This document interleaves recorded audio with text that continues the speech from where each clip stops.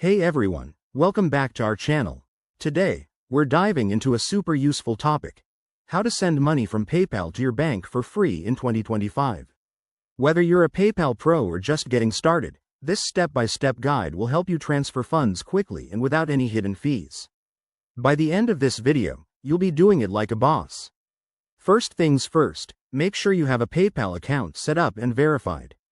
In 2025, PayPal has made things even smoother with updated interfaces, so let's jump right in. Step 1. Log into your PayPal account using your email and password. If you have two-factor authentication enabled, go ahead and verify that too. It's all about keeping your money safe. Once you're logged in, head over to the Wallet section, usually found on the main dashboard. Here, you'll see your available balance. Next, look for the Transfer Funds or Withdraw Money option. This is where the magic happens. If your bank account isn't linked yet, click on Link a Bank and follow the prompts. You'll need to enter your bank's routing and account numbers. Double-check these to avoid any delays. Now, for the free transfer part, select your linked bank account as the destination.